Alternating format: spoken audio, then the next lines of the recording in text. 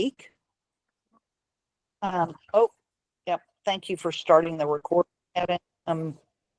I sometimes forget that. And, first anybody got anything they want to share or report about how it's going for them, what they're noticing, anything they're struggling with?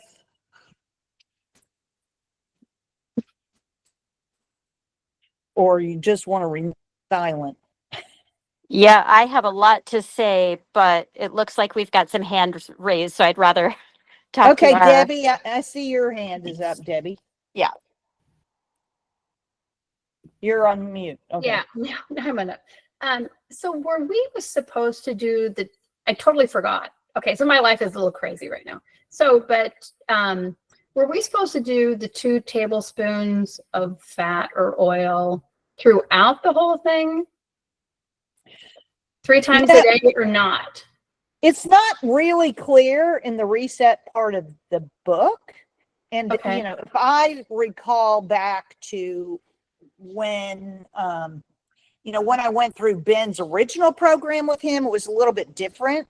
So we did that first phase for about 30 days. And so we did take the 2-2-2 for that full 30 days.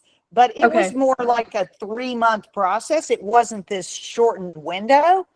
So I did not do that. So I did it on my eggs in the morning. I usually cook them in butter. I just added a lot more butter when I was cooking it, and I made sure that I ate all of it.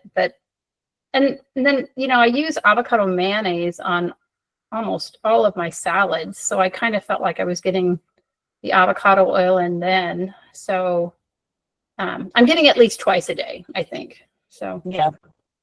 I mean, most of the fats I had were from what I was cooking with. So either, butter or coconut. Yeah. And then the other thing was that I felt like doing my, 6-mile stroller trek and with, 54 pounds of kid inside with the heat here and then having a 4-hour window to eat was a bit much. So, I did it. Yeah. I'm down about 3 pounds. But I did cheat one night and I went out to dinner. So I really would have been down like 5. So without trying, I'm not trying to lose weight. Yeah. Well, that was my confession I was going to make is, my brother and his best friend texted me while I was at yoga on Friday, and they're like, well, there's a concert downtown. Do you want to come meet us down there? So I did not eat, but I went down and I had a beer, and, of course a beer is not really in the, in the mix of things. So I was like, well, but, I also think like you can't, I don't know, like you got to live your life. And that's the first time in a long time somebody's asked me to do something. So I was like, I'm going out. Well, and I think, so now after Maha's speech, I'm just like, every time if I need to cheat, I just call it a joy thing. So. Oh, perfect. Well, so, the last couple of calls I've talked about this protein number. And so I'm going to back up for a second because I've been working on a blog for the month of August about the carnivore diet and the microbiome. And in that process, so Ben Azadi had done a 90-day carnivore, and he's talked about it a lot over the last year, but he finally released a podcast where they went over his data and talked about it. And, it was interesting to me because I heard a lot of things on there that really concerned me about what that was doing to the microbiome. And so I reached out to Ben and asked him to send me his reports so I could look at them, because I said there were several things, there were several species on there that you guys discussed that concerned me. And there are ones that I knew about from Parkinson's in particular that were fermenting protein, or, you do not want to ferment protein. And there's a lot of toxic byproducts of that. So anyway, I spent some time going through that and really trying to understand what was going on. And, with the low carb or the carnivore, you are removing all of these fermentable carbohydrates. And so a lot of people who have major problems with inflammation will get symptomatic relief. And that's what Ben saw, because, Ben is generally healthy, but he does have some indicators of underlying inflammation. And so those improved, but his microbiome score, the health of his microbiome, declined. And so I know, like, in the metabolic reset does talk about, you do 2 days of the carb flexing.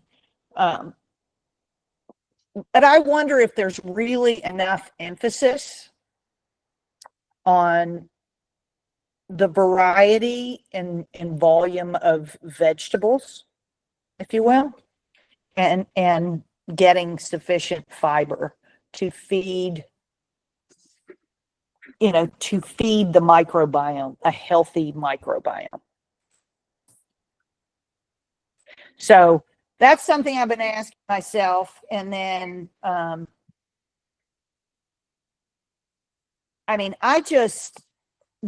the volume of protein that supposedly I need for maybe my ideal body weight should just be lower than I think my ideal body weight should be. Maybe it should be like back closer to like what it was in high school, which I can't imagine my body weight being that. But I have a hard time consuming that amount of protein. And I also feel like on the days when I did kind of force myself to eat that much protein, okay, I'm the poop queen. Like, my bowel movements were not the kind of quality that I like to have. And so here's my other confession. On Saturday, because it's the absolute starting to be the peak of vegetables in the garden. And I went to Galrine Farms around here. I got a huge bag of fresh sweet corn, which God knows how much carbohydrates are in that. I got fresh peaches, tomatoes, fresh onions, zucchini. I have cucumbers, tomatoes, and fresh potatoes. And so all of that is carbs. And on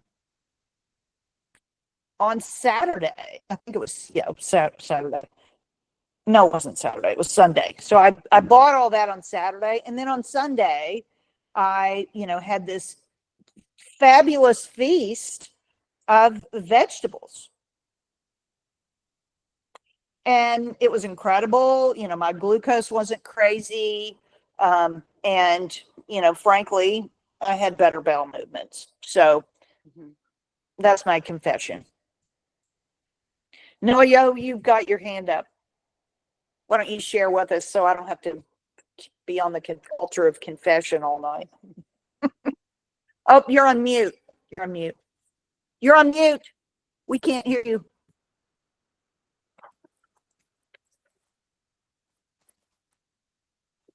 There's a little button at the bottom. Should be.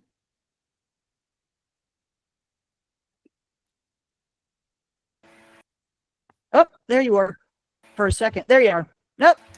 There. Okay, sorry, there was a mute button on my on my little window. I thought that was it, but not. So, I appreciate this whole because I talked to Elena that with Benazati, she's one of his techs, and I said, Yeah. I just can't get that much, and she's like 100 grams should be fine, but I, still like according to who, but so that's kind of it seems like a bit of an unanswerable question at the moment, because everybody's so wildly different about what you need or what you should be getting.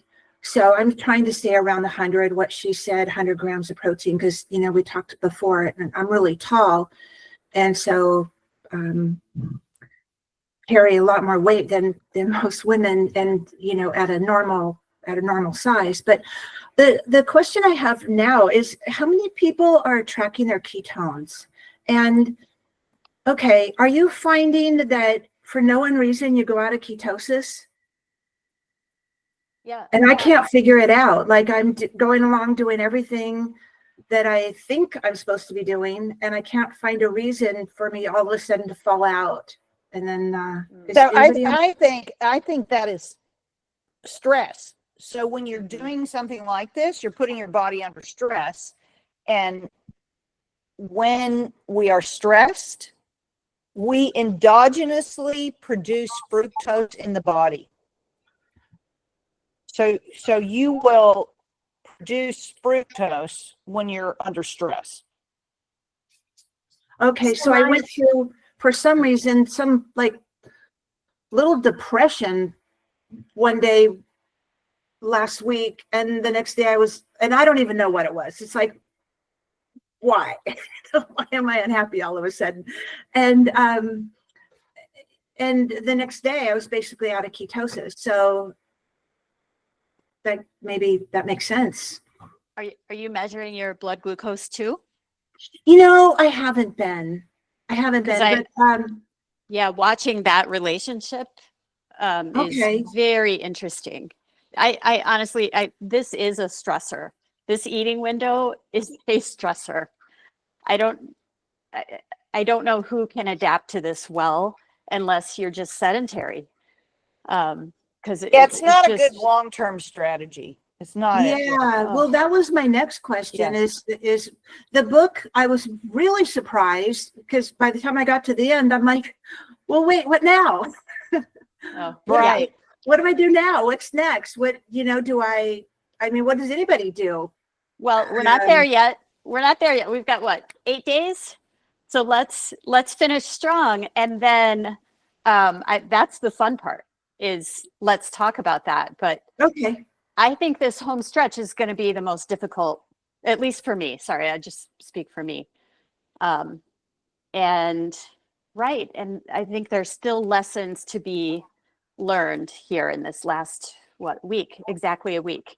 So okay. next Tuesday is our last day, and it'll be a flex day, correct? Yeah. Okay. And so we have to keep the 4-hour window throughout. Except for the 2 flex days, if you can.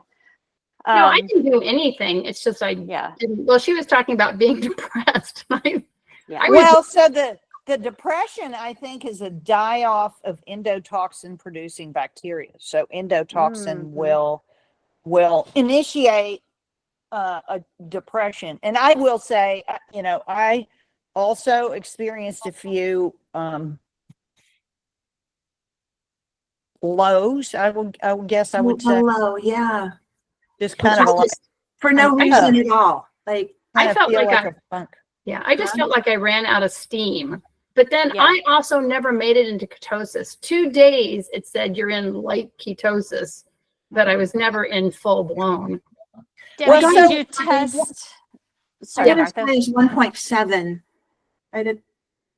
So I was super excited about it, but then just crashed right out. So, and I don't think I'm not in ketosis today, but either, because now I need to get myself back in, which is the whole process of getting the 6 tablespoons of fat again, right? And that's what gets you back in. And I kind of had a day off yesterday. a little bit of a pity party about not being able to eat all the fruit I want. Well, I ate the peaches. Yeah. Yeah. So I did that I'm making- yesterday. I had a having peach fruit. on Sunday. I had But- a peach on Monday, and I had a peach today. So I don't know how many carbs that total peach is, but like I'm like that can't. When I started putting my food into the I mean, and I haven't been putting it in the chronometer, but I started looking at stuff, and I was like, oh well, this like whole food really isn't as much as I thought it was.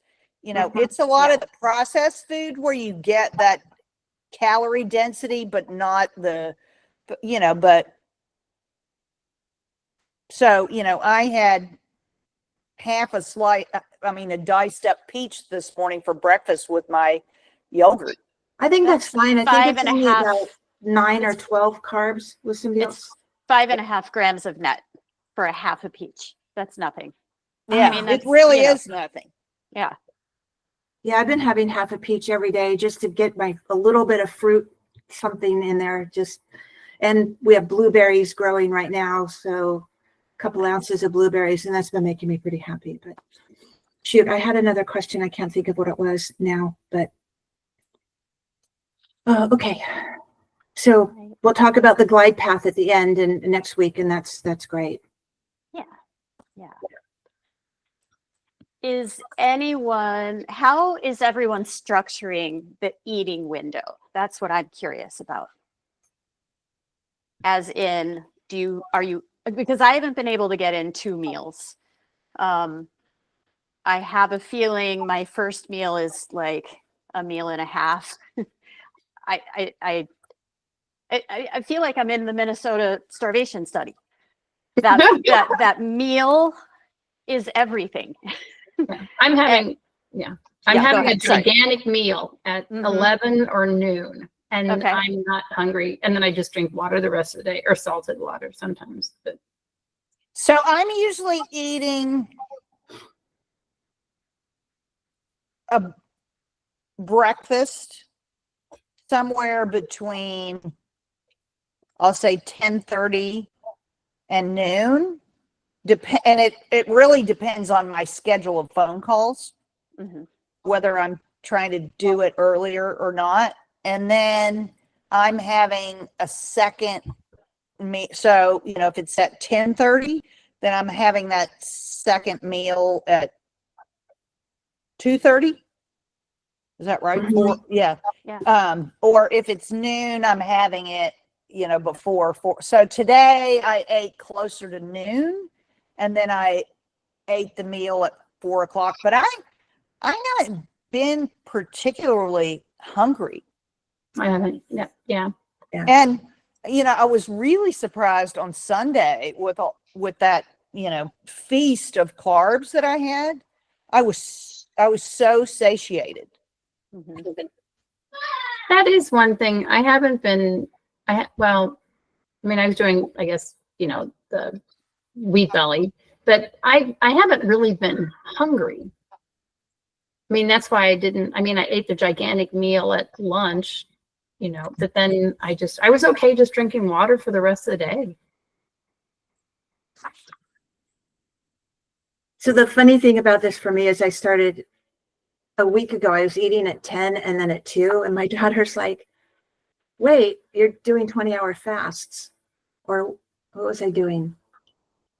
10, no, or 11. Anyway, I don't even remember now because that would be the 18-hour fast, right? However I was eating, I was doing 20-hour fasts for like almost all this time and didn't even realize it. So, but I don't know if it was important to do the 18 or that just glides you into the 20, but I kind of just adopted the 20. It sounds like, Debbie, you've been doing 24-hour fasts all this time because you're only doing 1 meal. Well, but I'm cheating because I'm having coffee in the morning. I refuse to give up my coffee. And when I drink my coffee, I put canned coconut cream in it, like 2 tablespoons of that. Yeah. And so, but no, I'm not giving up coffee. And for heaven's sakes, I can't wait like an hour or 90 minutes after I wake up to have it either. So that was right. I gave up coffee these last 2 weeks. I cannot believe I did it, but I just couldn't figure out I know. And it's like my reason for getting up. You know, it's Yeah, no, but if you quit drinking coffee, then don't drink it anymore. Like if you were able to do it, I would never drink it again. really. I've quit. I quit every year when I go do my Ayurvedic Panchakarma, and I quit for like a month, and then I, sometimes I have gone maybe 2 or 3 months, but I just, I enjoy my coffee. But so that actually it's an interesting story. So Morley Robbins, who is the head of the RCP, Morley goes to Starbucks every morning at like 5 o'clock in the morning when Starbucks opens. He has his big, tall cup of coffee and reads his science papers. And about 2 weeks ago, and I've been telling him for a long time, that coffee is raising your cortisol and, it's got a lot of downstream effects. But anyway, he was in there and some crazy guy came in like throwing chairs and yelling at, it was like this whole, and was yelling at him and physically going for like it was going to be an attack or something. And after everything settled down and they got the guy out of there, he said he took a sip of the coffee and he said it tasted awful. And he has not been able to drink coffee since then. Oh, good So for that Yeah. stress event Yeah. associated with the coffee has taken away his desire for coffee, which is kind of interesting. Well, but Starbucks isn't even organic. No, I know. Yeah. So I mean, don't get me started about them. But anyway, so now he's not drinking coffee anymore. But I actually haven't. I have had coffee, but usually I put cream in my coffee, and I haven't been doing that, and I haven't been drinking as much coffee generally. Same. I've switched to black in the morning. oh wow. And then in my post meal, I'm allowing myself some hot beverage. So I've really enjoyed Leslie. What's her last name? She's a friend of yours, Martha, who makes the spermidine product. Oh yeah. I've been making her matcha latte with crushed up spermidine. And oh my gosh, it's just heaven. It's like my dessert. So, black coffee in the morning, green tea latte or a coffee latte. But good coffee, mold free, all the things. Yeah. But Yeah. Leslie Kinney's Primadine. So what do you do? Open a capsule and put it in there? Or? I have the gluten-free green tablets. They look like chlorella tablets. No, for spermidine. Yeah, that's what I'm saying. saying. They have spermidine in them? The gluten-free one is a green Gotcha. Okay. tablet, and then the regular one is a white capsule. So they look very different. Yeah. But I will go back to a morning latte. I know that for a fact. But I think there's a problem with, the timing of it matters. So for Morley, drinking coffee so soon after waking up is not good. That's not good because you're adding cortisol to cortisol. But I think the idea is that if you wait an hour or so when your cortisol dips, now you elevate it a bit, depending on your sensitivity to caffeine, and are you a fast or slow metabolizer? I think these little details matter. Plus, the caffeine level in your coffee is going to influence your own cortisol response. So, for instance, I do half. I have started to move it out later. So, I get up and do my reading for an hour or so before I fix a cup of coffee. Yeah, I think that helps. Do you think so? I've been doing danger coffee. They put fulvic minerals in it, which I don't know. I know you were talking about that a couple of weeks ago, Martha. I don't know how much fulvic you would get out of a cup of danger coffee, but they're organic and mold free, and so it seems like it's. Yeah, I make my coffee with water so I take my RO water, I put it in my little swirly vessel, and I add the electrolytes from bean, the fulvic minerals, and I add magnesium, a little more magnesium, and I let it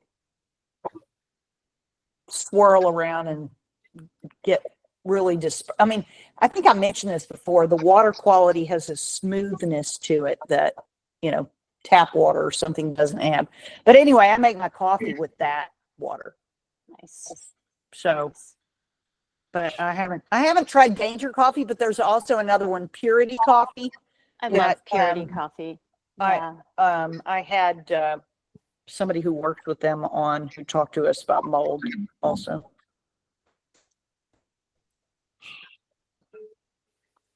Well, and I'm traveling this week, so I'm going to the A4M conference in Denver. So that's going to add another layer of challenge to, trying to deal with this. And I do know on Friday night, I'm going to dinner with friends. So if I'm eating that one meal, eating in that very small window, it's probably going to have to be that one dinner meal because of the way the conference is laid out.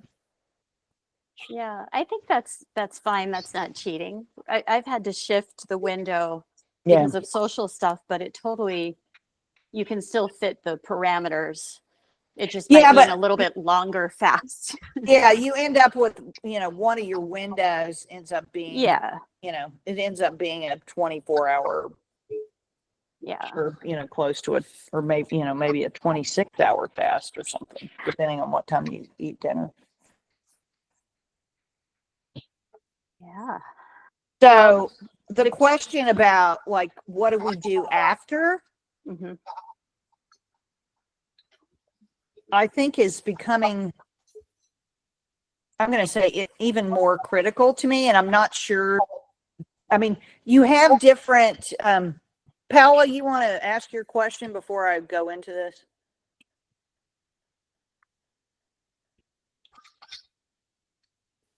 I don't know if she heard us. Yep. No, I just wanted to share what I'm eating. What are you eating? This is what I'm eating when it's hot all summer. It's called tarator. It's made of Bulgarian yogurt and cucumbers that are shredded with walnuts and garlic and salt. What was the last thing? Salt. Salt. Okay. And garlic. And it looks like this. I'm going to show you. Okay. Nice. So it's very refreshing. Very cooling. Nice and cooling. Yeah, and I put ice every time when needed. And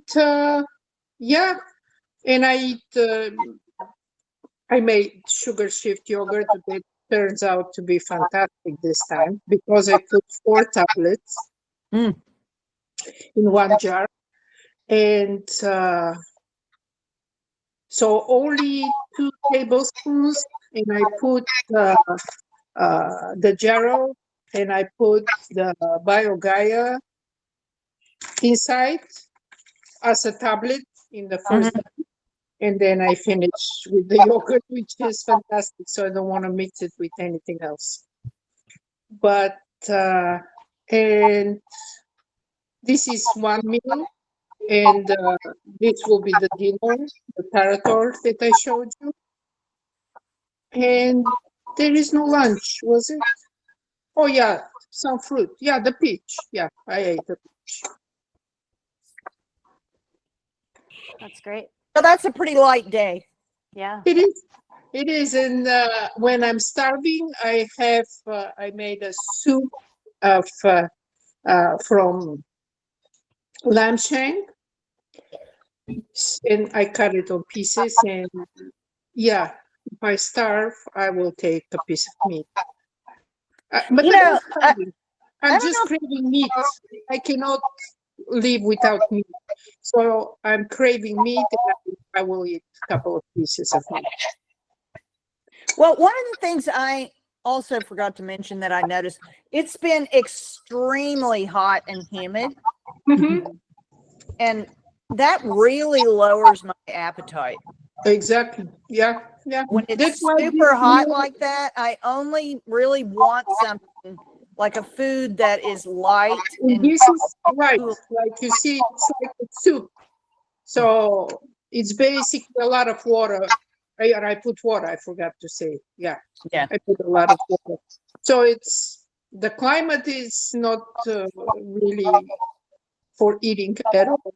And of course, I drink coffee. And it's funny that you're so precise about your coffee. I cannot live without coffee, and I'll never stop drinking coffee, no matter what. But my coffee in the morning, I put acacia with MCT powder. They're mixed together. That's how they're sold. And since I started Dr. Davis, this is how I drink my morning coffee. And So it's does that break? What is a fast? I want to open that question up to everyone. Because there does not seem to be a real definition of a fast. So I'd love to know, Martha, let's start with you and then everyone. Well, I mean, there's a water fast and there's a fast, which is no liquid, nothing down the pipe. So, Mhm. you know, coffee probably, even black coffee is probably not technically a fast. Sharon, you've got your hand up. Yes, yes, I do. Can you hear me? Yes. And I don't want to interrupt if you want to discuss the definition of what a fast is before, because I have something to say about the keto diet and the microbiome, but I don't want to interfere with the flow if people want to discuss the definition of a fast first. Or Okay. should Well, we- we'll come back. We'll come back to your question Oh, about that. okay, thank you. And Sure. I am getting some feedback on a couple of the lines. I don't know if that's that might be. So you might, if you're not talking, mute yourself, and then when you're talking, unmute yourself, so we don't get the feedback. I don't know where that's coming from, but so I mean, I've done it before by just looking to measure if my glucose went up when I had coffee as an indicator of if it broke the fast. And I think I mentioned on one of the other calls, actually, when I did have coffee with a little bit of cream in it, my blood sugar actually dropped. But, you know, a little bit of cream is breaking it. I mean, technically, it's breaking a fast because there is food there. So I'm interested in what you think, Jen. But now you're probably muted. I'm unmuted now. I talked to Dr. Davis about this because he's been playing around a little bit with fasting as well. And he threw up his hands. What does it mean to fast? There's, like you point out, there are so many ways to look at it. And I'm looking at coffee, by the way, in Chronometer, and even just black coffee brewed has 6 calories. So there is something to digest. So does fasting mean the lack of digestion? Is it digestion? Because what if our blood glucose is going up because this is a stressor, which is, by the way, what I'm experiencing, kind of like Noyo, if I'm saying that right. My blood glucose is higher than it ever is normally, but my ketones are 0.8, 0.9. So there are good things and bad things happening during this for me. And the other thing I'm measuring is on my Withings scale, my body composition. And while I have lost weight, and yeah, that feels wonderful, of course, I'm afraid it's muscle. And so that for that reason, I'm prioritizing protein and trying to strength train, but like nothing is working right. My digestion is not great. My workouts are terrible, and I'm grumpy Well, as could be. yeah, So there. So there are a couple of things on fasting. You know, fasting has become a trend, a catchphrase, a word. So down through history, fasting was more of a spiritual practice. Yeah. And it was a practice of resting the body and not putting anything into the body. So if you look at Ramadan, they don't put no liquid, no food, no nothing in the body from the moment the sun rises until the sun sets for 30 days. I think, can't remember if it's Lent or the practice of, not eating on Friday or, fasting from certain things on a Friday is more of a conscious practice of eliminating material things. And now, it's turned into this sort of biohacker catchphrase, if you will. And while I do think fasting can be beneficial for cleaning out the system, for resetting, and we probably don't need to be eating all day long every day, like, we were raised snacking or eating whenever we want.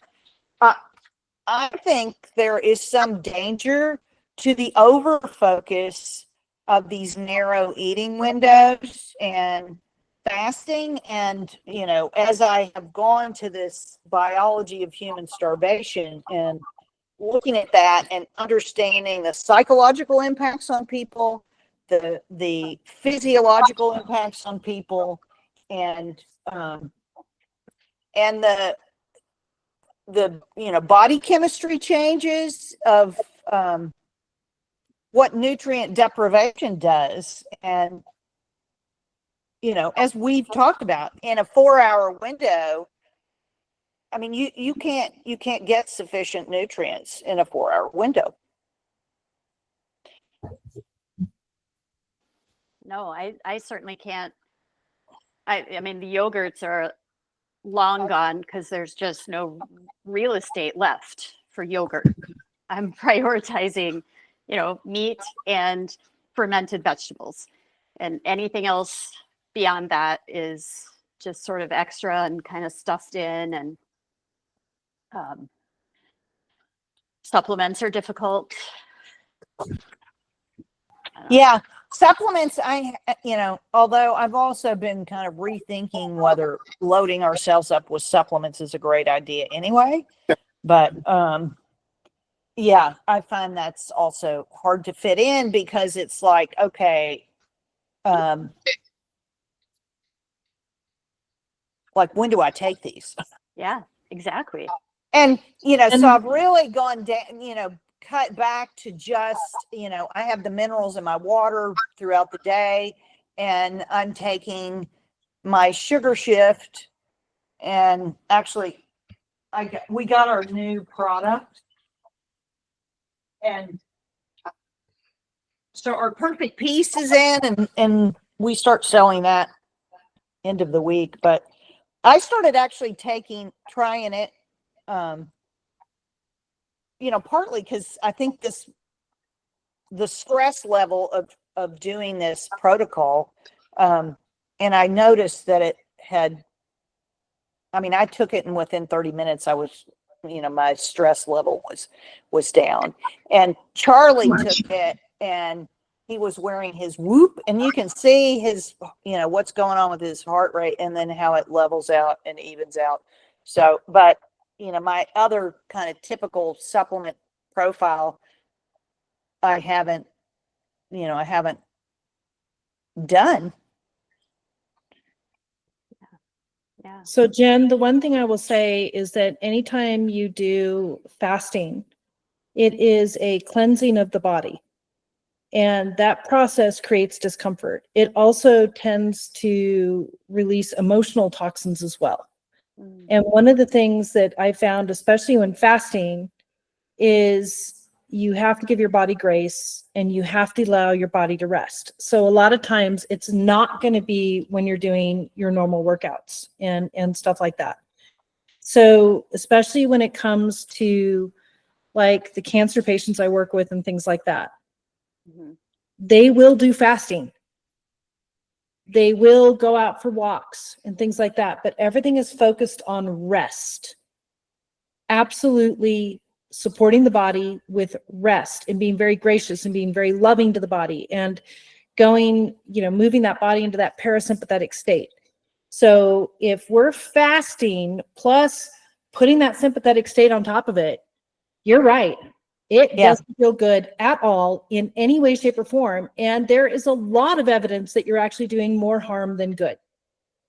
Yeah. And I think that's one of the things that's sort of missed out of the biohacker aspect of using fasting, because there's a lot of talk about working out when you're fasted and doing all this stuff with you when you're fasted. And I actually don't think that's a good idea. Well, here's the key. It's different for men than it is for women. Men and women are two very different animals when it comes to fasting. Women should not work out in a fasted state, period. And there's a lot of research, coming down from the PhD exercise physiologists who are specializing in this area, that women should not work out fasted, period. Men, it can actually be beneficial. So it's just partly how our adrenal structure operates, our estrogen, all that type of stuff, which is very different than the guys.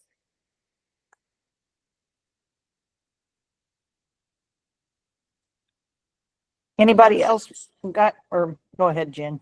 Oh, no. Go ahead. Sharon was going to. You have to unmute yourself now, Sharon. You're still muted. Bottom of the screen. Go to the bottom of your screen to the left of the red button. No, I see. I there you got are. it. It worked. Yep. Thank you. Thank you. I was going to mention, discuss stuff about the keto diet and the effect on the microbiome, but just want to say quickly, in terms of fasting, I actually came to Dr. Davis' program from the fasting method. And what I understand, Dr. Jason Fung shows graphs of human growth hormone and the increase over time. And also that there's a big difference between menopausal and menstruating women in terms of fasting and times of cycle. So it's really very complex, but by and large, the hormone experts do put menopausal women who have constant hormone levels, deficient as they are, more in the category of men, whereas menstruating women, a whole different story in terms of fasting and times of month and fertility. It's very, very complicated beyond the scope here. But I do think it's a very complicated question. And also, we have to look at the human growth hormone and the refeeding and the muscle building after fasting and with the refeeding. So there's a lot of complexities there. But I actually had done fasting myself, and I came into Dr. Davis' program after 2 years of keto diet and also doing 3-day fasts. And I had done this to stop migraines, and it was very successful. I studied about the effect on seizures in children, and the keto diet was the only thing that worked. And I know there's a lot of similarities between migraine and seizures. And on my own, I decided to do this, and it worked perfectly. But as a side effect, I lost almost 40 pounds. So I went down to 116 pounds. And then I noticed, though, my blood pressure was going up.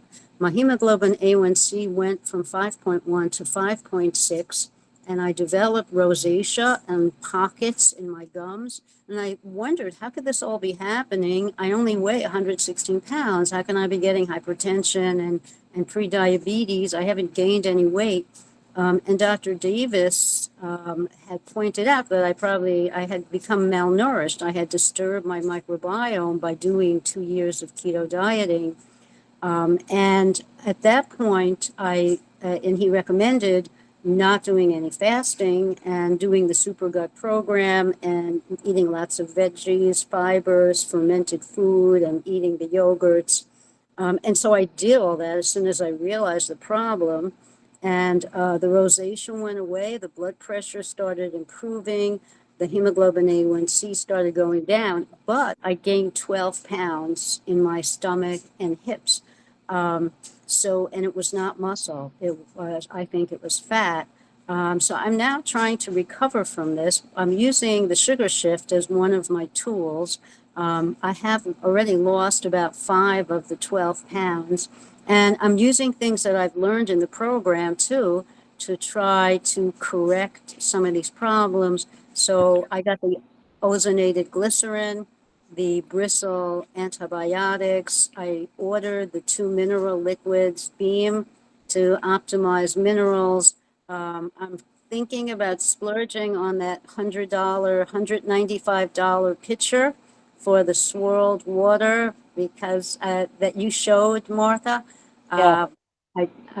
Maybe it sounds like a lot, but It took me about 6 months to decide that I was going to spend that, but I can't, you can't really understand what I'm talking about until you actually like feel it in your mouth. Okay, and I understand that this may help. The oral cavity is so important at the beginning of the microbiome and getting in like the perfect oxygenation and minerals. So I probably will do it. Also, I had become hypothyroid and constipated in this process. I know there is a connection between keto diet and hypothyroidism. And in the process of reversing all the damage from the keto diet, the stools actually have become a lot more normal looking. I did also correct the hypothyroidism, but I'm in the process of doing everything I can to correct the problems that I got. I don't mind gaining weight, but I would prefer if it was like muscle and not fat. I'm hoping that the sugar shift, and also one big thing, Dr. Davis thought the weight gain may have been due to the whey, because I've been eating almost no carbs, and then I went to eating a cup of the yogurt, dairy yogurt a day. So I completely cut off dairy. I'm only using coconut milk to make the yogurts. Also, I stopped coffee because I couldn't drink coffee without dairy. And I have tips if anybody is struggling with that, with the caffeine, because there is at least about 100 grams of caffeine in a cup of coffee. And if you're prone to migraines, this is a great way to trigger a terrible headache. So I actually bought caffeine tablets, 100 milligram caffeine tablets, to make sure that I had a completely, stable serum level so I could stop the coffee. And then I've been cutting them in half, so it's only 50 milligrams. So now I will have green tea or chai tea, like very healthy organic teas, and also a little bit of the supplemental caffeine. So I have the perfect stable serum level and no headache, no risk of migraine. So if anyone is worried about that, it's an easy fix. So if anyone has suggestions, I appreciate it. I'm sorry, Martha. Go ahead, please. I don't know if you had joined the call yet when I talked about Benazati's microbiome on the carnivore diet. Were you on when I talked about that at the very beginning? Today? Yeah. I was having some technical difficulties, so I missed, I think, the first 5 minutes. So I will have a blog coming out in August talking about, I mean, I don't go into great detail, but I do talk a bit about what the results from Ben's 90 days of carnivore, but he started out at the beginning of his 90 days of carnivore without a really healthy microbiome. And so for me, I think, you know, he's been on an evolution, you know, moving from strictly keto to now this more metabolic flexibility. But I think he's probably still doesn't have enough vegetables and fiber in his diet. And, you know, just like you observed and what Dr. Davis told you, you know, you need fiber to feed the microbes. And, you know, we're more microbial than we are human. Then also on the weight gain, one thing I will say too is, and I have a long way to go to get through these 2 volumes, but in the refeeding, they have, I don't know why we are getting this feedback, but they have some images, and they actually show in that refeeding process how in a number of the people after they had been malnourished, that the weight comes into that stomach area. Regarding the feedback, if everyone can just check to make sure that their microphones are off when they're not talking, that'll probably get rid of the feedback for you, Martha. I noticed as soon as I turn my microphone on, it probably knocks someone else's out because the feedback stopped. Okay.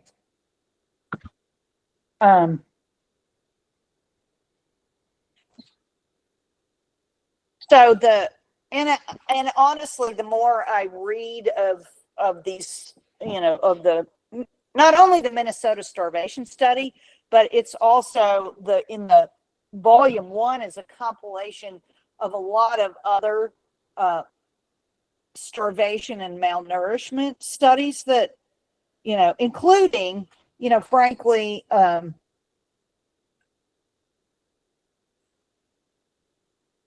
probably research that was done by the Nazis. But there, you know, there is research from kind of around the globe of, you know, the various impacts of malnutrition. And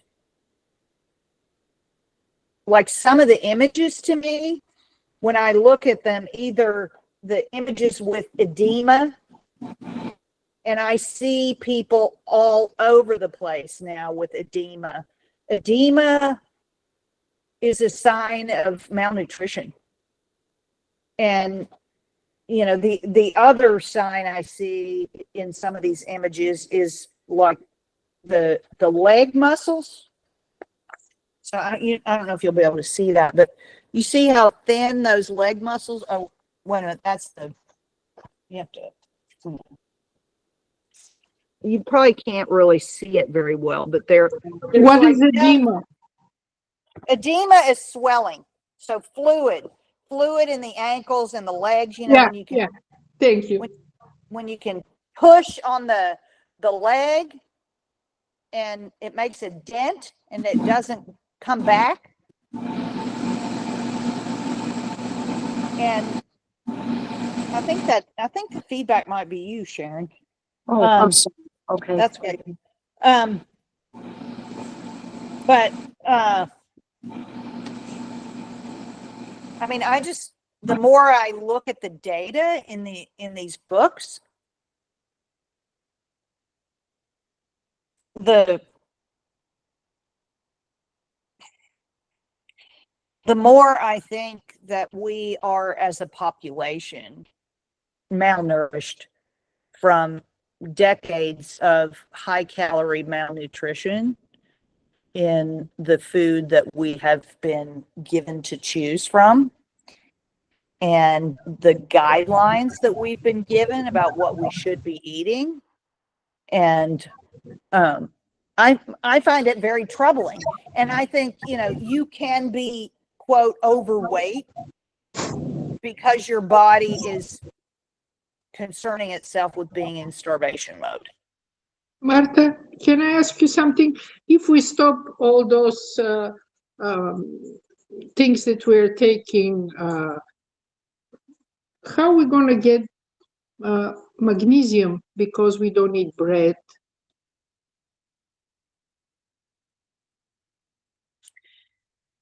I mean, I'm not saying to stop all those things. I mean, I'm still putting magnesium in my water, and I take a magnesium bath, and but I also had a conversation with someone today about, I think it's my microphone. It's weird. About bread, and people who go to Europe do not have problems. Yeah, that's me. We But- have problems here because our grains are poisoned. They are genetically engineered. They are, they have they're dried down with glyphosate. But the germ of barley and wheat has the full complement of minerals that you need, but we're not eating those because we're gluten free. It's the same thing with dairy, like raw milk dairy. Dairy has an incredible amount of bioactive compounds in it, but when it's homogenized, all those bioactive compounds they don't work, they're dead. So when we make yogurt, I'm sorry, Pam. And to be more specific, A2 dairy, not A1, because of the inflammatory components that come from the certain bloodlines of the cows. So the A2 dairy does make a big difference, according to research. And then regarding the bread, watch out for the yeast, because we're having issues with genetically modified yeast as well in the American blood. So you can, I guess this is a question. Of course, people used to, they didn't get store-bought yeast. They just got wild yeast in the air. And if you, Sandor Katz's book, on the art of fermentation, there's a whole thing in there about, starting your own sourdough fermentation from the natural yeast that are in the air around you. And actually, yeast can be very beneficial. I don't know why we don't use it. But about a question about the psyllium husk, for example, is there magnesium? What do you think inside of stuff like this? I would bet there's going to be a nutrient profile, because it's a component of a plant. But let me see if I can look at Chronometer, because it does give nutrients. I just looked, there's 24 milligrams in psyllium husk, according to what I'm seeing here. And how much psyllium husk? Well, that's what I was trying to pull up, was the amount of psyllium Okay, husk. here I have 100 grams of psyllium husk. I don't know how much that would be in terms of tablespoons. Is 100 to 150 milligrams of magnesium. There's also a question that it might actually flush out magnesium, according to what I'm reading here in some of the reviews. And the bioavailability, it says, okay, it's, of course, the lingo here is the bioavailability may be impacted by, because of the fiber. But what I would say is the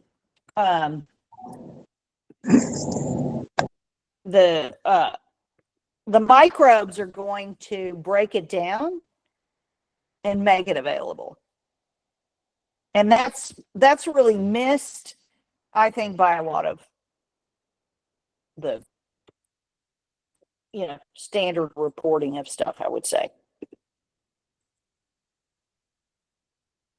Because, that fiber feeds the microbes, they break it down, and the magnesium is the sort of the enzymatic process, and those microbes are what make your B vitamins and all of that. So, taking magnesium is not, or getting magnesium from your food is not just going into your cells. And I've talked about that when I've talked about the life bridge, is that these microbes make the minerals bioavailable because they power the enzymes.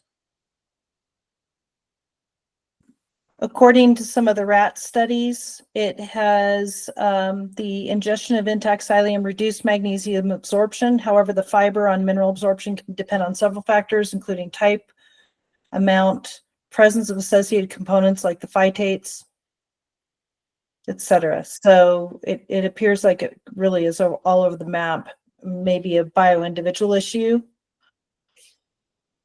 Well, and for me, again, I keep going back to, like, whole food is a whole package, and it's in a whole package for a reason. That's God didn't give us bottles of supplements. We were given whole foods with all of the stuff that we need. And we've done the same thing. So we've turned our medicine into,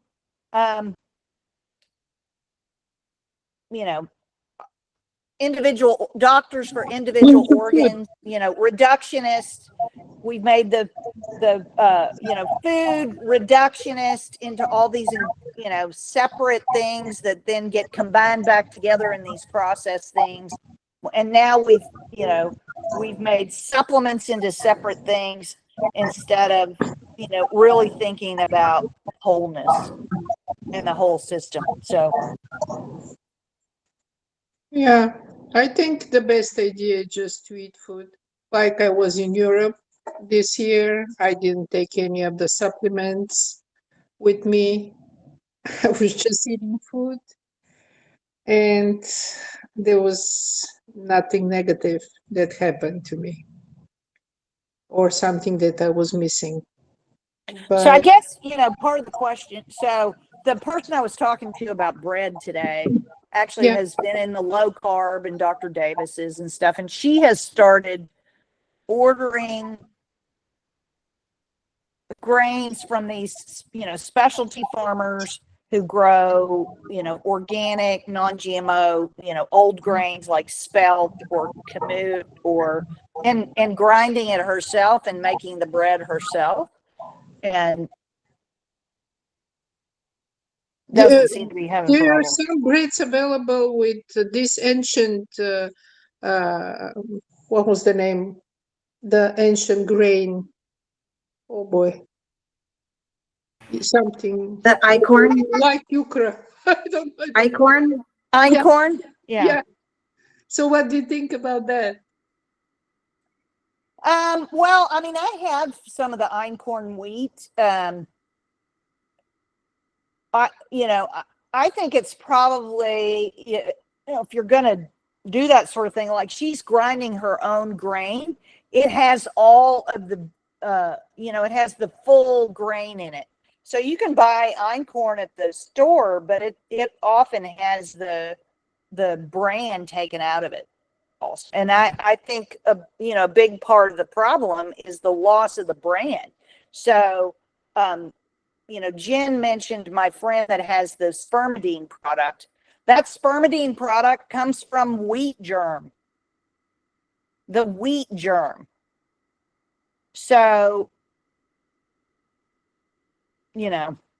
I think having the whole germ is, that's where the nutrients are. In the seed packet, that's where the nutrients are, in the germ. The Yeah, other, you need to write a paper on the subject with examples, please. there is actually a lot of papers out there on this already. This is something that Nourishing Traditions has covered, Sally Fallon Morell's group, Brett Becker's, things like that. The other thing is that with those grains, the key is you need to grind them fresh right before you use the wheat, right? Or the einkorn, the ancient grain, whatever it is you're using. You lose the nutrients within 24 hours of grinding it. It was designed to be grinded and used. It goes back to the biblical of give us this day our daily bread. So my question is does that apply to, I have a feeling the answer is yes, but psyllium husk and flax? You mean grinding it fresh? Well, we're buying it as a powder. It is. Yeah, see, I don't buy it as a powder. I have You- flax seeds. I keep them in my freezer. And Mhm. if I'm going to have flax seeds, I take the seeds out of the freezer and grind them fresh. And Or then I just eat the seeds. psyllium, I don't even know what psyllium is in its whole form. Psyllium, I think, let me see. I think it's like this weed in the field. Awesome. The other good thing to think about with Yeah. and the So reason here why you go. Martha keeps them in her freezer. Martha keeps it in her freezer so that they don't go rancid. Mhm. Part of the issue we run into when these things have been ground and then allowed to sit is not only do we end up losing the nutrient profile, we can also end up with rancidity. And the Mhm. moment we end up in that, now we're ending up with something that's going to further increase inflammation in the body. Sure. Yeah.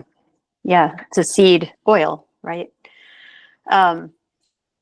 No, I added psyllium just today in. Okay, I'm going to have to share this picture with somebody else because right now it won't let me share the screen, but because I'm in Safari and not Google, but I don't know why I did that, but it is like you will notice when you see this picture that it's like this weed that is out in your, in the countryside in a field. I don't know, like Kevin, if you can click on that and share your screen,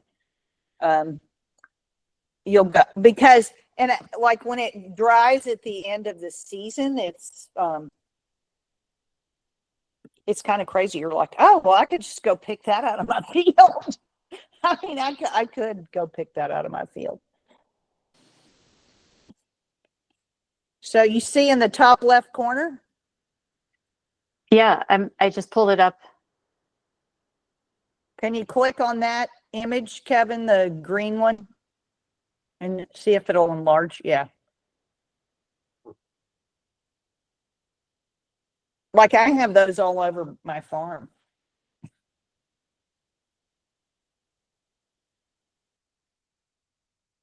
I think that grows here. I mean, I don't see us all like going out together or silly and making a bag full of psyllium, but you know. I don't know. I'm pulling my purslane from my weedy areas and eating I it. mean, I eat the dandelions out there sometimes. Nice. So, okay. You can turn that off now, Kevin. Thanks.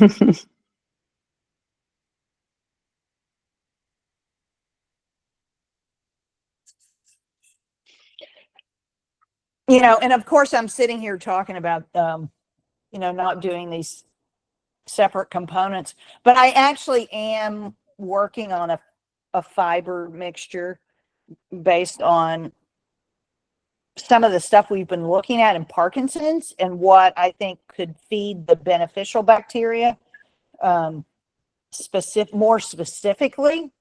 And so I'm hoping to have a kind of a fiber blend sometime later this year. You know, it's interesting too. I think I've talked about this before. I went through this phase where I was having this big fiber shake every morning for breakfast, and it had 7 different fibers in it. And my microbiome, there was a bacteria in there called Bacterium cereum, and there was not very much known about it at the time, but it went up to 37% of my microbiome.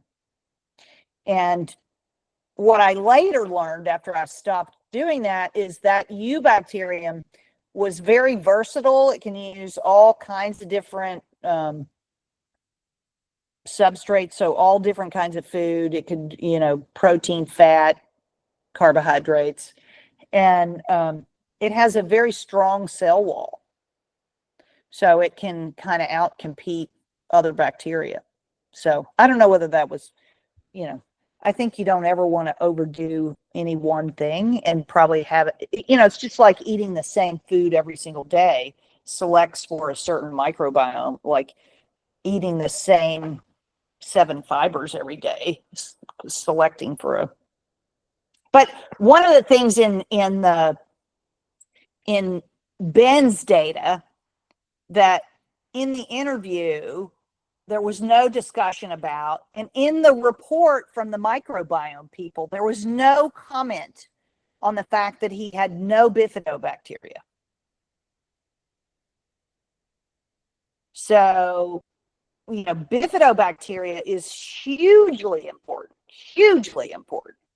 to, longevity, overall microbiome health, your immune modulation, all of that.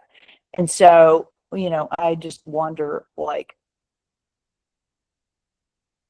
know that COVID kills bifidobacteria, the COVID vaccine kills bifidobacteria, but does, prolonged keto also really damage the bifidobacteria?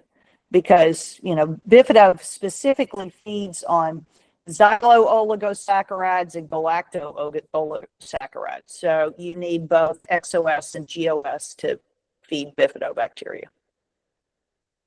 Debbie, your hand's up.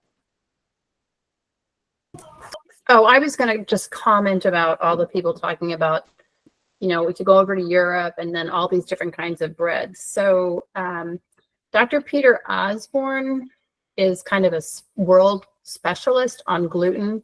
And he talked about how you shouldn't be eating breads, even if you're going over to Europe. It's almost like a silent celiac thing. You can't tell the damage that it's doing to your gut just because you're not having outward signs that are less than when you eat the grains in the US. And then the other thing, and this is just an observation on my part, because I don't do any grains at all, is that every time I see somebody who is promoting either sourdough bread, or they're doing einkorn, or they're doing some kind of bread and they're talking about how healthy it is, they're all heavy.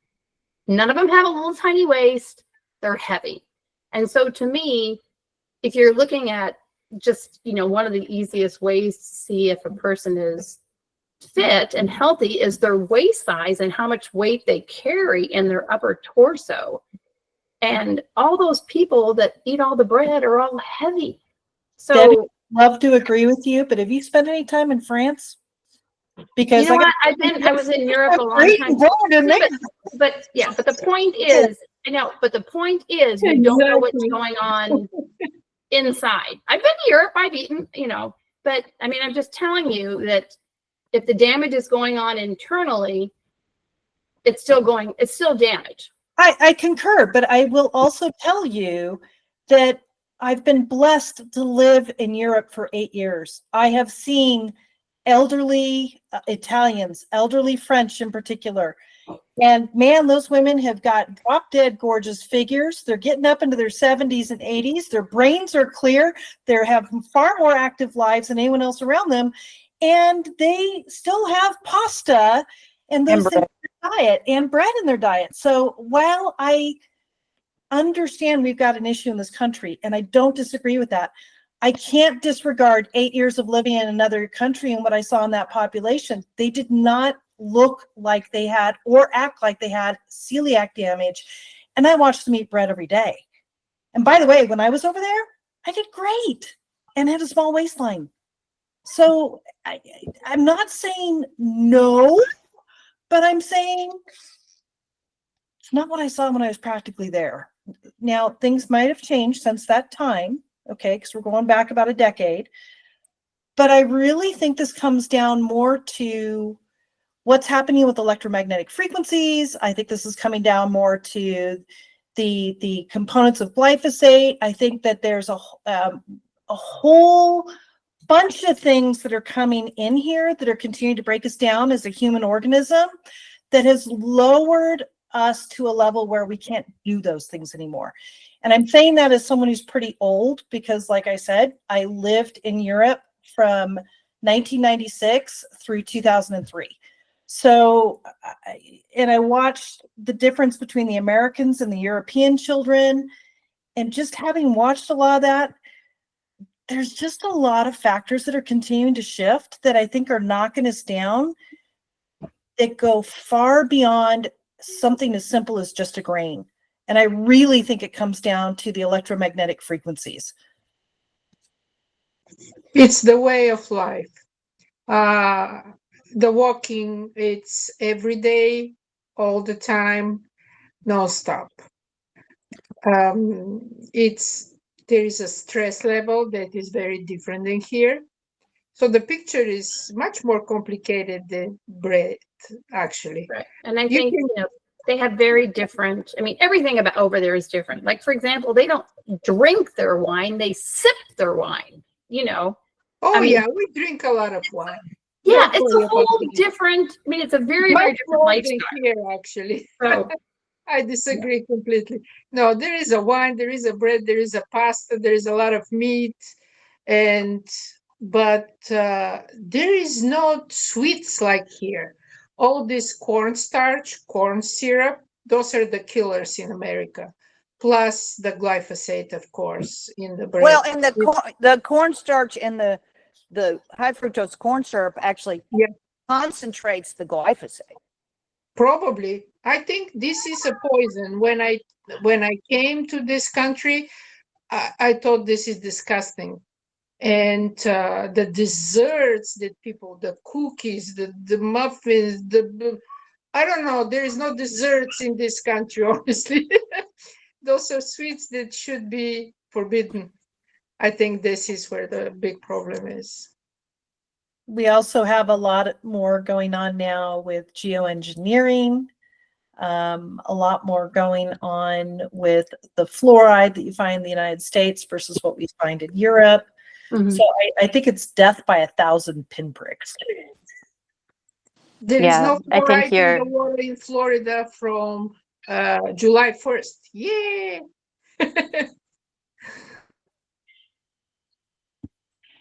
We had a question in the Q&A section, which I don't know where the Q&A section is, but Martha, if you go to the meeting tools, the 9-dot menu at the bottom right. oh, I've never done that. I know, I very bravely Wow. clicked it. Okay. So when you're talking about sterile inulin, I mean, most products that you're getting have to be tested at the end for like molds and pathogenic organisms. So, but I don't know that they would be like irradiated to ensure sterility, but I mean, I've never had any trouble with the organic inulin that I used, which is, let me see if I can pull it out of the cabinet here. This is the one I've been using, this Sprout Living. But I had another one before that, and neither one of them has been an issue for me.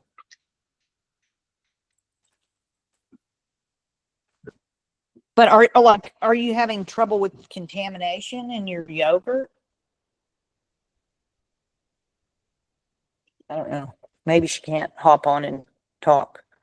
But I did find the Q&A section, so if you want to respond in there, you can respond in there. It looks like Jen's hands up again, and then Sharon. I just wanted to chime in on that. And I think Dr. Davis addressed this at his last meetup. He is creating a sterile inulin product coming from Europe, and he didn't go too deep into the specifics about how it's being how it becomes sterile, but that's something he's working on, and it's not ready for market just yet. So that could be something to look out for. I think some people were having problems with their inulin because they're buying the bulk bags of it, and just the process of opening it, sticking your hand in, 35 times of opening and closing could be part of the problem, not the Oh, original gotcha. product itself. You mean like a So- bag like this? Yeah, but which I've always used too. I use the micro ingredients organic inulin, but my arm goes down into it when I make yogurt. I have to kind of watch I out keep for that. my inulin in a glass jar. That's probably helpful, but then there's still I mean, we can't have a I completely, use it only for yogurt. I don't use it for anything else, so it's Yeah. not that often probably. it's hard to be a lab in our kitchen, right? Yep. Okay, Sharon, you're Mute. I wanted to just mention something in terms of the microbiome and the keto diet, and also clarify, because Ben Azadi is talking about a 90-day keto diet, which I actually think is a short-term lifestyle that, I mean, my first year of keto, I didn't have any problem. It was doing it for 2 years that I think was destructive. So it may actually be a temporary good solution for people as a transitional short journey. And the other thing I wanted to mention, we were talking about the microbiome and keto diet, and I believe Dr. Davis had said that there can be more of a predominance of Akkermansia eosinophilia, in people on the keto diet and long term. And that, while in low concentrations can be very healthy, in higher concentrations can disrupt the mucus lining. And then perhaps we're talking about, I wonder why the keto diet may have, or other diets may have been destructive to the bacteria that's so beneficial. And perhaps it's not a direct effect, but a more downstream effect, like affecting the mucus barrier that is secondarily affecting other bacteria. so the Sharon, what is the Akkermansia. keto diet in your opinion? What is the difference between Dr. Davis' program and keto diet? Very big difference. Keto diet is really trying for you to remain in ketosis, and you could be on keto diet and eat no green vegetables and have no fiber. You're trying to avoid carbohydrates. So keto diet, the goal is 0 carbohydrates. Dr. Davis, even his strictest rendition, says less than 15 grams per meal. So big difference between like 0 carb and 45 grams a day. And It's impossible to Ben, eat well, zero so carbs. just to be That's clear not about possible. Ben has never been a 0 carb person. So, and I think that's a misconception of some of the people on keto versus what Ben But has how can never you been, do but zero carbs? it This is is a very impossible. low carbohydrate and no starchy vegetables ever. And I think that's, so, and Akkermansia in particular, if there is not mucilaginous fiber for it to feed on, it will feed on the mucin in your gut. right. So you absolutely. mean in keto diet, you're not allowed to eat vegetables? No, so that is how, like, it's a much lower or a much narrower band of the vegetables that they put on your list of what you can eat. But, and she's right that they're focused on, staying in ketosis and producing ketones, but, it's not, certainly not in the way Ben has taught it. It is not a no carbohydrate diet and never has been under Ben. And I wasn't saying that Ben recommended no carbohydrate. I was just explaining, the question that was asked was what's the difference between Dr. Davis and the keto diet? And the other thing is there are different medical indications for different diets. So they're looking now in terms of mental health benefits for keto diet for bipolar disorder, schizoaffective disorder, schizophrenia. And it was a stringent keto diet. At the time, there were no anti-seizure medications for children with epilepsy. So they had to go on these extreme diets. But if people have overall health benefits, this isn't something that I think most people would recommend, certainly not as a long-term strategy. Well, I think too, now as I think more about the context of the microbiome and the issues that this diet helps fix, is it's a lack of understanding of the impact of the gram-negative microorganisms and an aerobic gut. And so, yes, the ketogenic diet helps because it lowers, it basically removes all the fermentable carbohydrates. And so that endotoxin load is lowered or removed. But if you look in the research, I'll bet you'll find endotoxin as in the animal models of all those different diseases. I would not be surprised.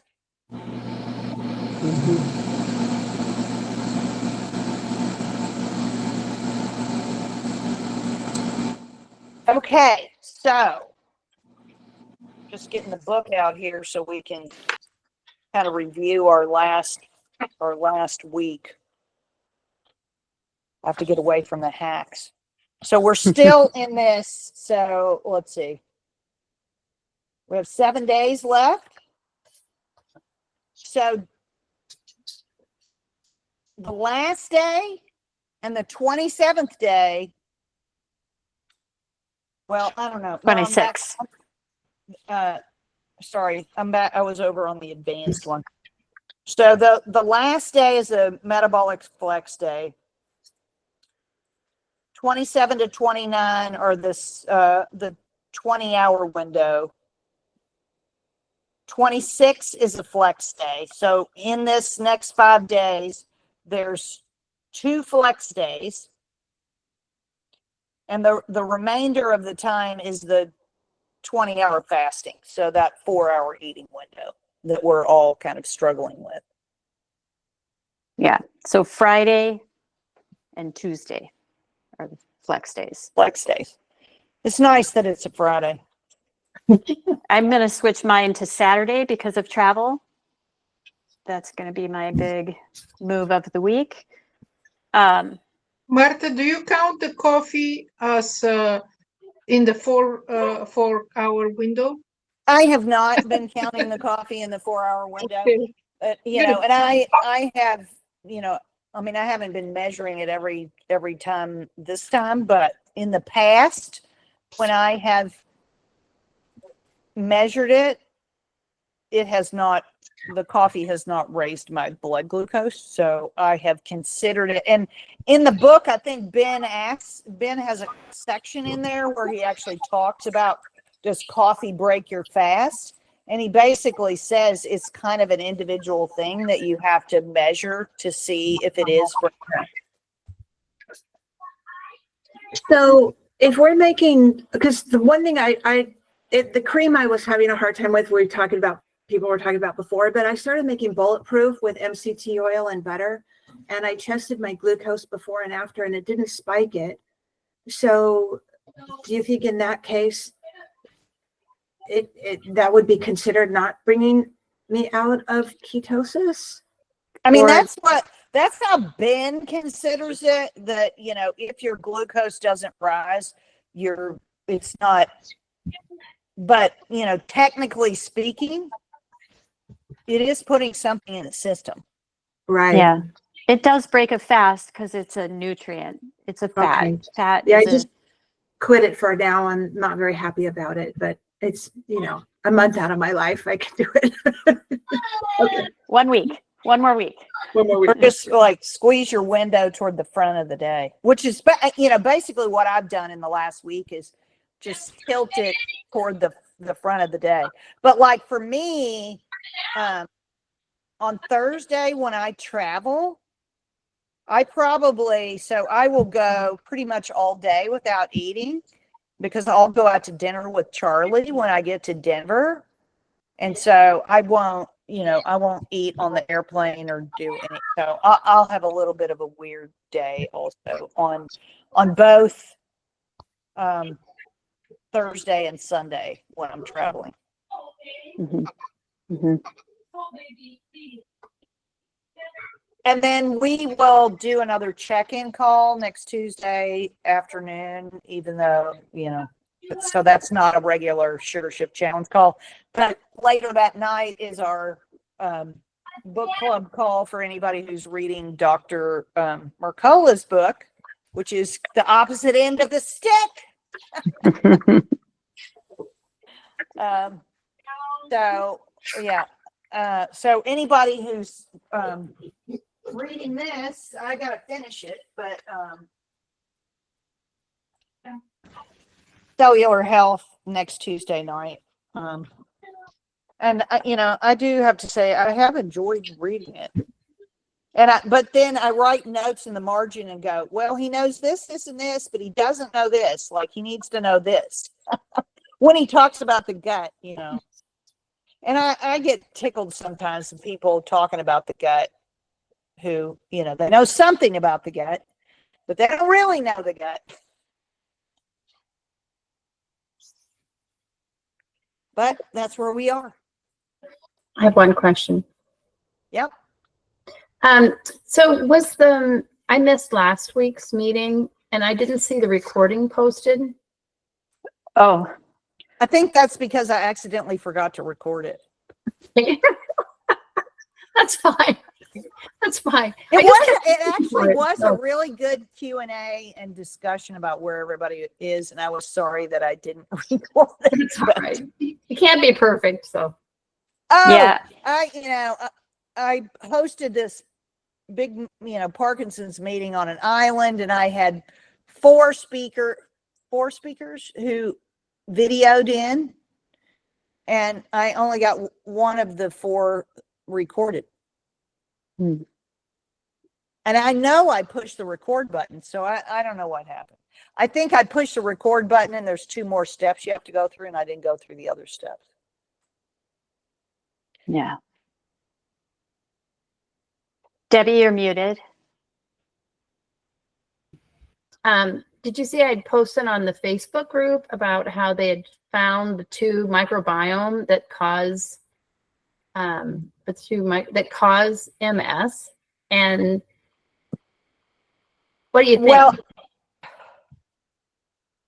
I think it's interesting.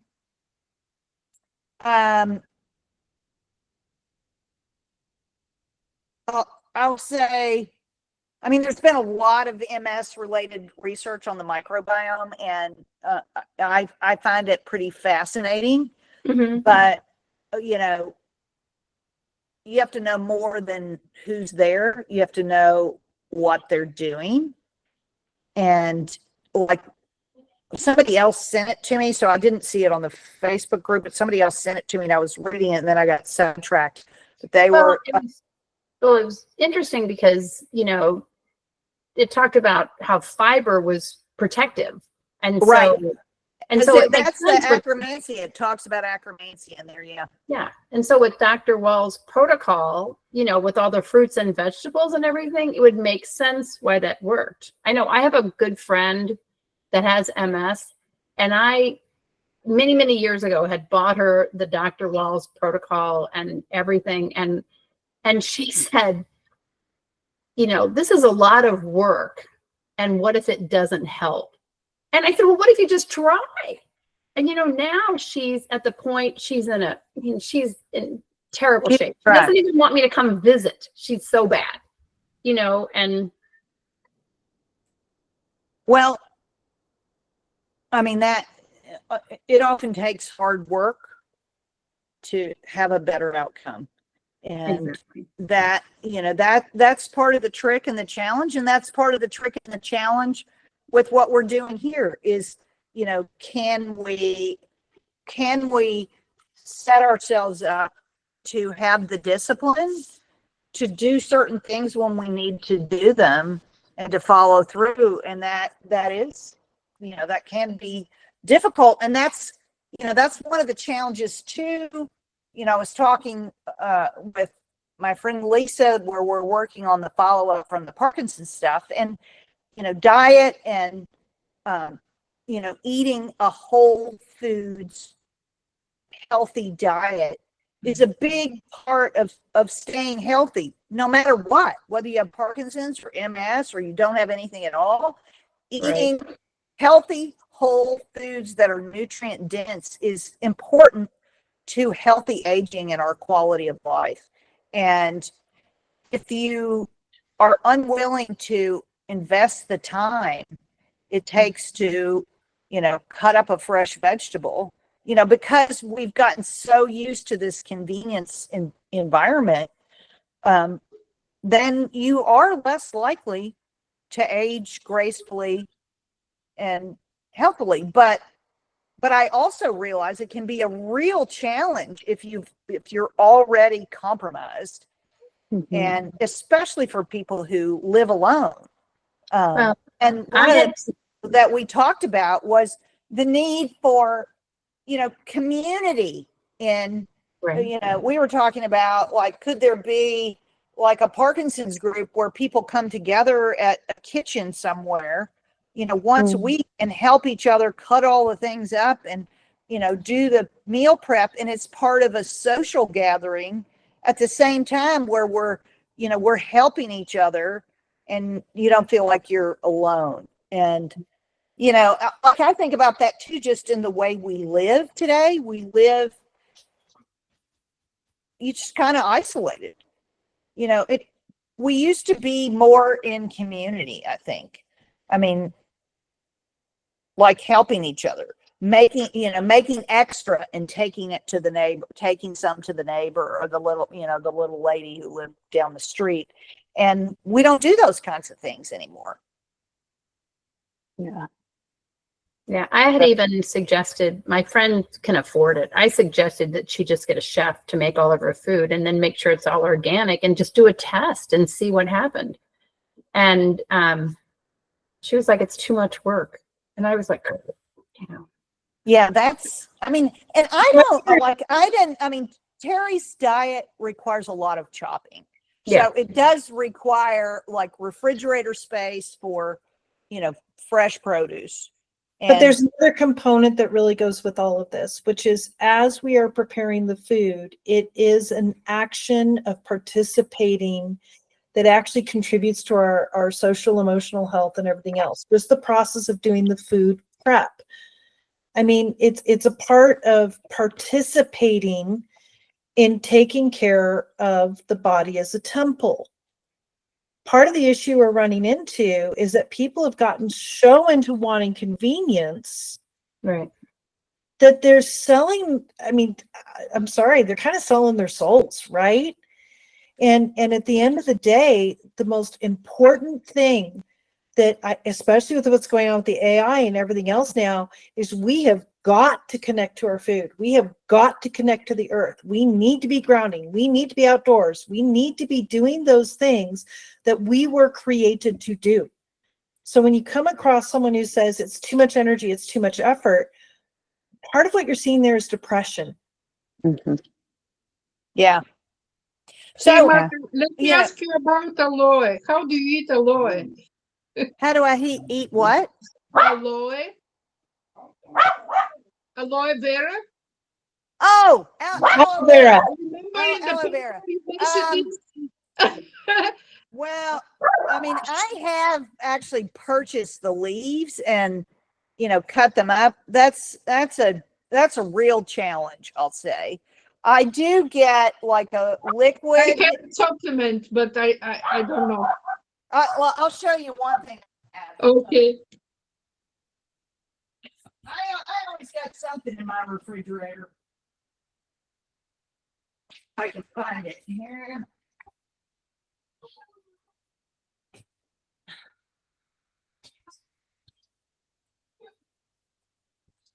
This is a liquid that was recommended to me. And actually the Revasca that helps with your glycocalyx that I've talked to you about before, the Revasca actually has an aloe vera powder in it. But this aloe cure is just aloe vera extract from the inner gel. Yeah, I have the same for now. It doesn't taste great. It's not terrible, but it doesn't taste great. Well, And I'll say the other thing it has for preservative is citric acid, which I don't like. And it has a little xanthan gum in it. But it's, you know. Okay. I thought you have the plant or something. I don't know even where to find the thing. Well, at the grocery, you can find in the produce section, they will often have the big long leaves. I Okay. actually have my own aloe vera plant. And so what you can do is just literally cut off the leaf. You can fillet it with just a sharp knife, just to take off that tough outer skin level layer. And then you just, literally you can press it, you can chop it up, you can just throw it in whatever you're using. I find that the tough outer layer is bitter. But Yeah. if you can fillet it, then the flavor's I much think we eat something like this in a Mexican restaurant, honestly, and I believe it tastes like green pepper. Does it? Yeah, Yeah. actually, it can taste like green pepper, and Yeah. what it It's really delicious. tastes, Honestly, it's delicious, but I've never seen it in the store. well, the flavor is really heavily determined based upon the soil it's grown in. Okay. Good. Thanks. So then I would say, back to my favorite mannitol. Aloe is one of those plants that grows in dry areas and it's holding moisture like a cactus or that.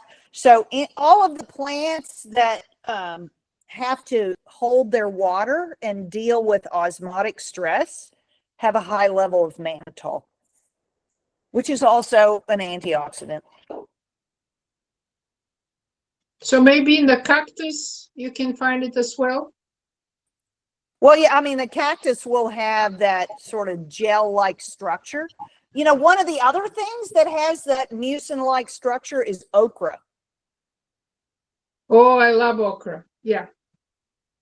I have this one okra plant out here, and it's different than the okra I've grown before. And they're like this long, and I'm trying to figure out, like, how do I know when they're ready? Because they're red and they're usually green. So I haven't figured out yet if they're ready for me to Are you harvest. sure it's an okra? It's supposed to be that short. I know and it's green. a big okra. I'm gonna take a picture of it and I'll show you next time. Okay. The other thing, just like one other thing about food, like when you're cooking food, and especially like when I cook food for my family. I mean, I don't think about it as much when I cook it for myself, and maybe I should. But when I cook it for my family, I'm putting love in my food. And that's probably the most nutritious thing of all. You put lavender? Put love. Oh! Love. Love. I Always, put love always. in my food. Yeah, always. Yeah. All right. Well, we have come to the end of our little get together today. And thanks for all your questions. Thanks for making it through. I think we're doing a good job. And we've only got a week to go, so you can do it. That's right. Hey, Martha, I think your okra is probably ready to harvest. I just posted the note in the notes section there from doing a quick lookup. If it gets much longer, it can get woody. Okay, well, it's probably pretty woody then. Well, I'll just go harvest it right now. And I can have it for breakfast tomorrow if it's not too woody. Send a photo. I want to see it. Yes. Just before we go, Sharon, I put my email address in the chat. Might you be able to send your coconut yogurt? Because I was eating the sugar shift yogurt, but I became sensitive to dairy. I think I ate too much of it. And now for a year, I haven't been able to do any dairy. You're muted. But anyway, if you could send the recipe, just no rush, but you're muted. You're muted, Sharon. And it's written up on the website. I've posted it before on the sugar shift. I do coconut only.